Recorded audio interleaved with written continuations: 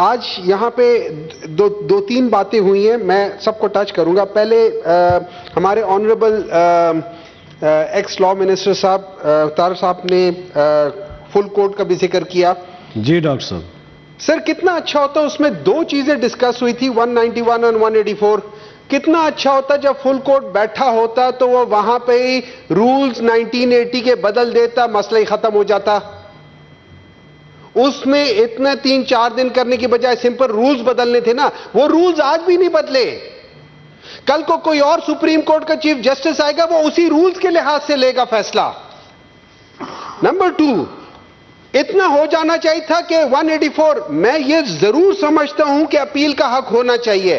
Article 184 को change कर लेते हम सारे मिलके, हमारे मसले हल हो जाते। लेकिन जब हम गलत फैसले करना शुरू करेंगे, देखिए ऐवान बहुत मुअज़्ज़ज़ है, लेकिन जब यहां से गलत इंटेंशंस के लिहाज, I with due respect, the intentions were not right, it was totally geared towards one person, nothing else। जी सर। सर दूसरा बात थी जो इलेक्शंस डेट की बात हुई थी, आज सबने सुना है। सर उसमें यह है कि प्रेसिडेंट साहब ने तो इलेक्शन डेट दिया था मार्च में, उस पर तो किसी ने कुछ नहीं किया। हमें तो यहां पे जो लॉ मिनिस्ट्री है उन्होंने हमें गलत बताया कि जी प्रेसिडेंट साहब डेट ही नहीं दे सकते। हम लोगों को तो बिल्कुल ही गुमराह किया गया। और अगर वो मार्च में इलेक्शन हो जाता तो जो सबसे गंदा वाकया था पाकिस्तान की हिस्ट्री में, वो कभी ना होता। और मैं ये समझता हूं उसकी डायरेक्ट रिस्पॉन्सिबिलिटी उन लोगों पर भी जाती है जिन्होंने वो इलेक्शंस नहीं होने दिए। सर तीसरी बात हुई थी नैब की। हमारे 2 फाजिल मेंबरान ने, और मैं उन दाद देता हूं कि उनमें उन्होंने कम से कम उठ के उसकी कहा तो है कि ये नैब का खतरा। सर ये नैब, नेशनल आर्म ट्विस्टिंग ब्यूरो, इसको अगर हम सबको इतना ही बुरा लगता है, मुझे समझ ये नहीं आती हम लोगों ने इसको अभी यहां से आय आय की आवाज क्यों आई? नो की आवाज आनी चाहिए थी। यहां पे हम लोगों में हिम्मत नहीं है। यहां पे हम लोग कहते हैं कि बस ठीक है, अगर ये इतनी बुरी चीज है तो लेट्स सिट टुगेदर एंड इसको खत्म करें ना।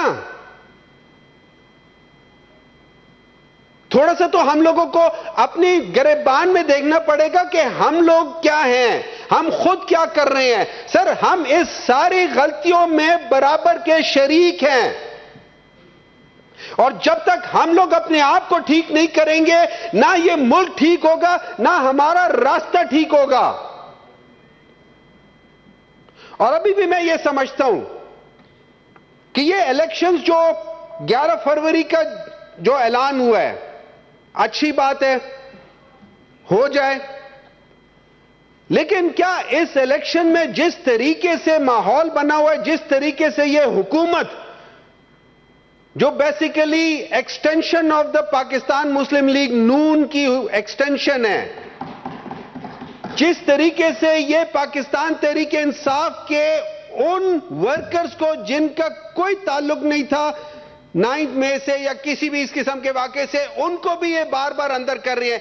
ये कब और ये कैसे ये कर सकेंगे? ये मुझे ये बता दें कि ये फ्री एंड फेयर इलेक्शन करा कैसे सकेंगे? ये लोग कहते हैं कि इलेक्शंस का हमारा काम है कि हम उसको असिस्ट करें, इलेक्शन कमीशन को। इनका काम है ये केयर टेकर के साथ साथ ये एक्चुअली उसको देख रहे होते हैं कि भाई तुम सही कर भी रहे हो नहीं कर रहे। अगर इलेक्शन कमीशन ने गलत डेट दिया, इनको आगे जाके कहना चाहिए था कि ये डेट तुम गलत दे रहे हो। सर हमारा मसला, असल मसला यह है कि हम लोग अपने आप को नहीं देखते कि असल गलतियां हम खुद कर रहे हैं। असल गलतियां इस ऐवानों में से हो रही हैं, असल कमजोरी इस ऐवान में है, असल प्रॉब्लम हम पॉलिटिशियंस में है। अगर हम लोग अपने आप को ठीक नहीं कर सकते, अगर हम लोग इस मुल्क के लिए डिसीजन नहीं ले सकते, तो सर अगले 5 साल छोड़े, अगले 50 साल छोड़े, इसी तरीके से 75-100 साल गुजर जाएंगे, ये मुल्क कभी तरक्की नहीं करेगा। और उसकी बेसिक वजह यह है, वो हम लोग हैं जो ऐवानों में बैठे हुए हैं, जो ऐसी जगहों पर बैठे हैं जिसको हम कहते हैं कि एलीट, जो कि प्रिविलेज एलीट है, जो कि या डिसीजन ले रहे होते हैं ऐवानों में या ऐवानों से बाहर। तो अगर हम लोगों ने अपना रास्ता ठीक करना है सर, तो हमें अपने आप को ठीक करना होगा। थैंक यू डॉक्टर साहब, बहुत ऑनरेबल